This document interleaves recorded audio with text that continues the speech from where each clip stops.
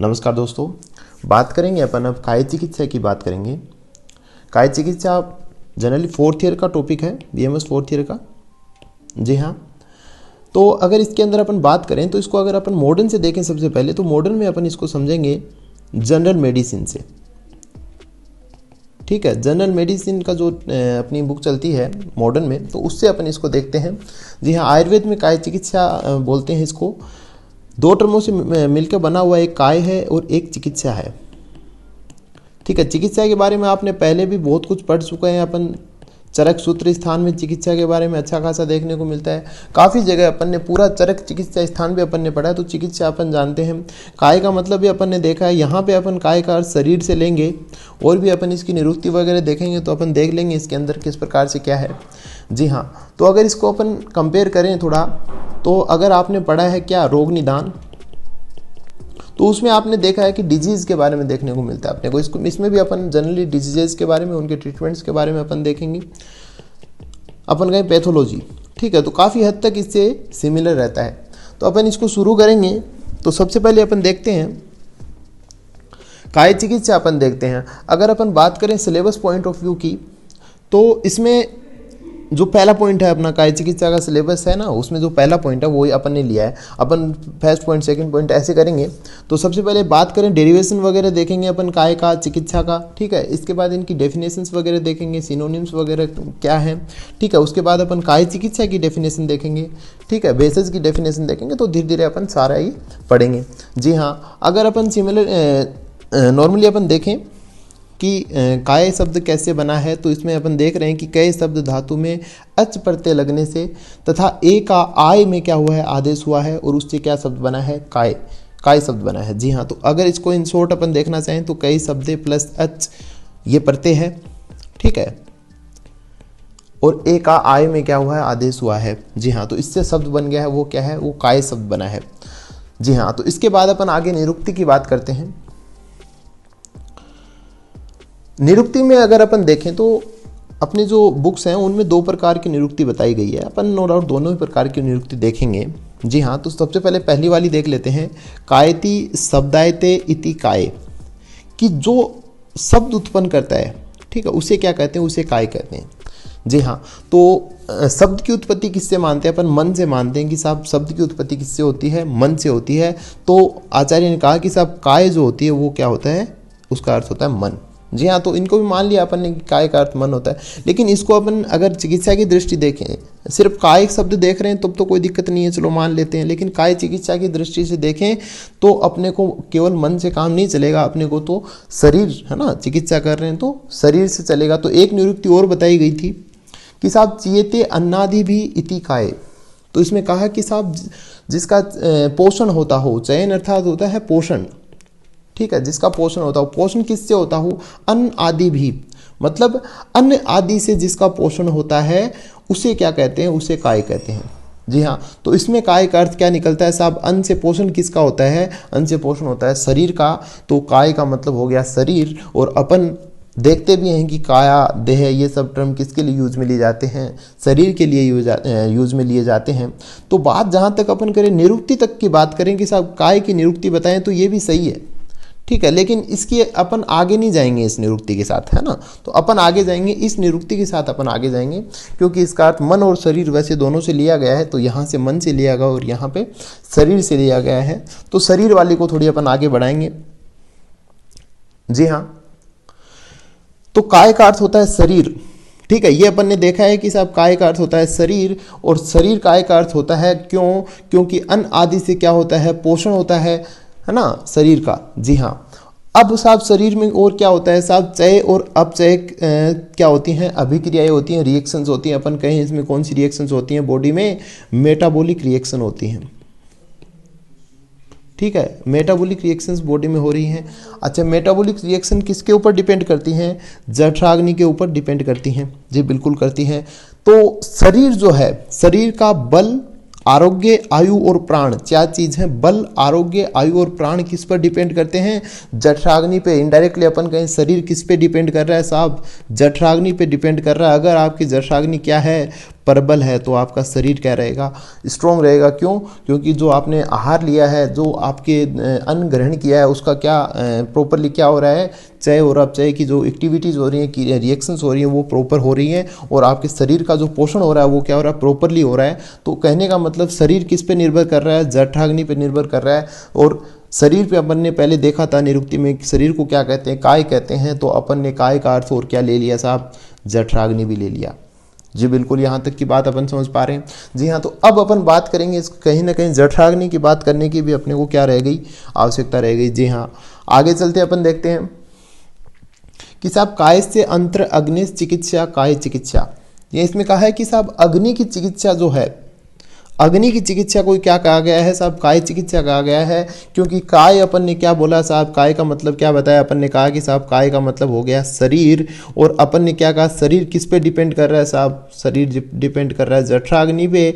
और अपने को ट्रीटमेंट किसकी करनी है, शरीर का ट्रीटमेंट करना है। तो अपन चिकित्सा किसकी करेंगे साहब, जठराग्नि की चिकित्सा करेंगे।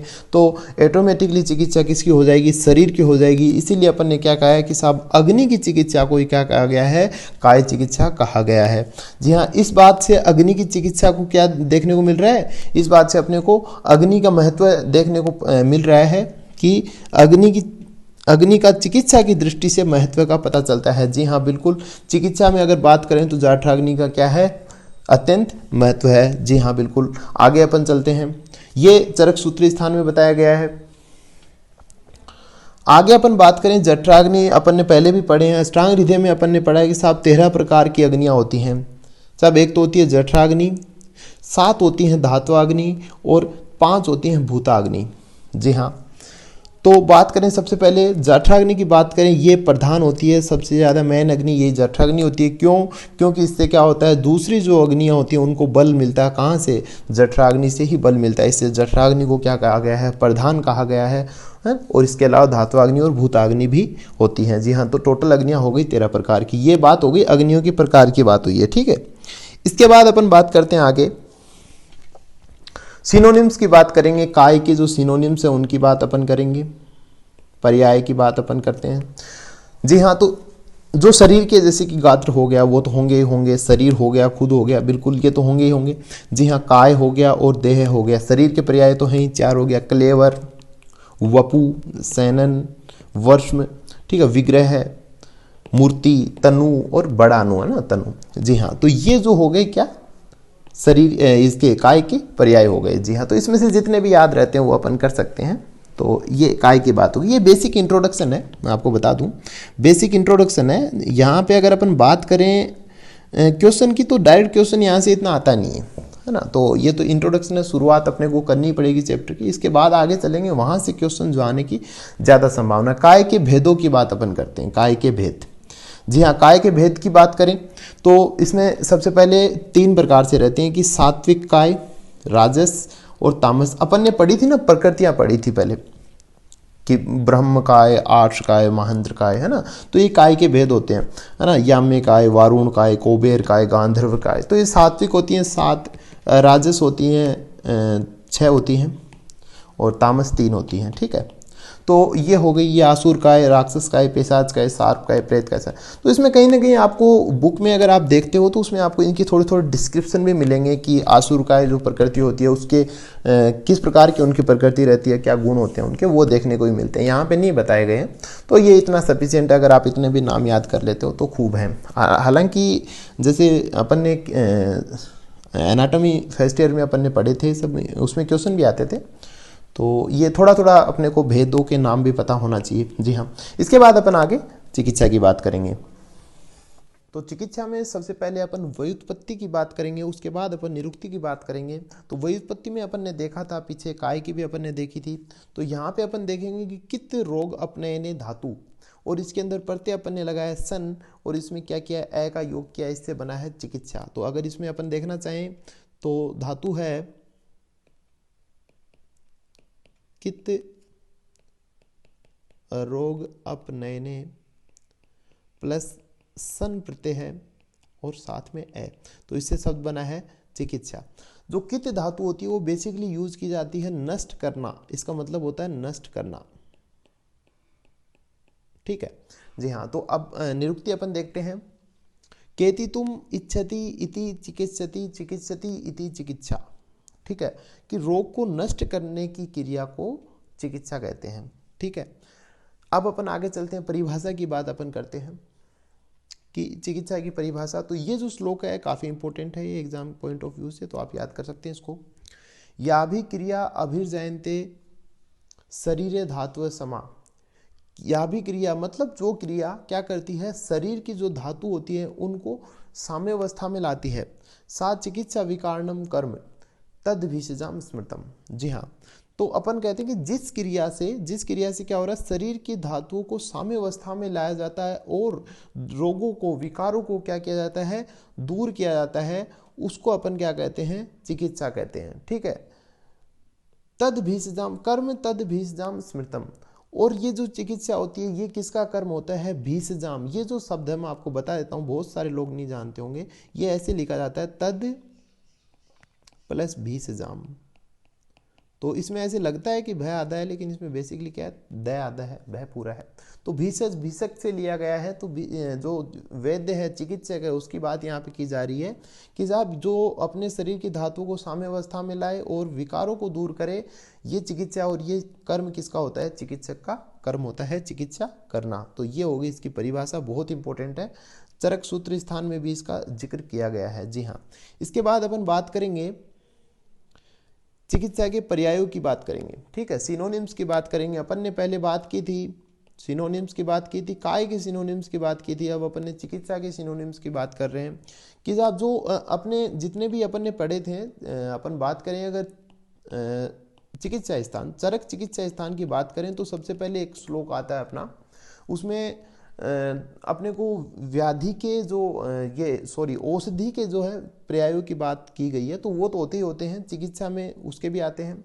ठीक है, जैसे भेषज हो गया, भेषज हो गया, औषध हो गया, क्रिया, कर्म, प्रवृत्ति है ना, चेष्टा जिसको अपन बोलते हैं, चेष्टा भी है, बिल्कुल है, उपचार हो गया, ट्रीटमेंट है ना।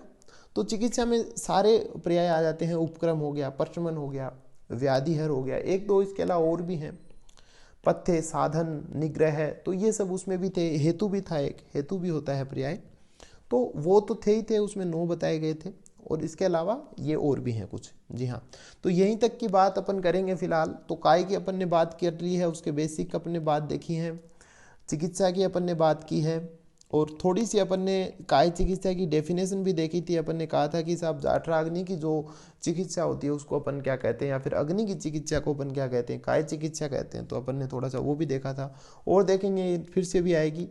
तो अभी इतना ही है। इसके बाद अपन चिकित्सा के भेद देखेंगे, चिकित्सा के भेद देखेंगे साहब, एक विध, द्विविध, त्रिविध। तो ये जो है थोड़ा लेंदी पोर्शन है, तो अभी अगर करेंगे इसमें तो लंबा हो जाएगा, तो ये अपन नेक्स्ट वीडियो में देख लेंगे। जी हाँ, बहुत बहुत धन्यवाद आपने देखा उसके लिए, और आप सब्सक्राइब कर सकते हैं आप चाहें तो, और इसके अलावा आप हमें इंस्टाग्राम पे फॉलो कर सकते हैं। आपके पास में कोई नया अगर सजेशन हो कि आप ऐसे नहीं ऐसे कीजिएगा, तो वो भी आप ज़रूर दें, है ना। तो आप जुड़ जाइए, व्हाट्सएप पे भी आप जुड़ सकते हो, कोई डाउट हो आप पूछ सकते हो। बहुत बहुत धन्यवाद।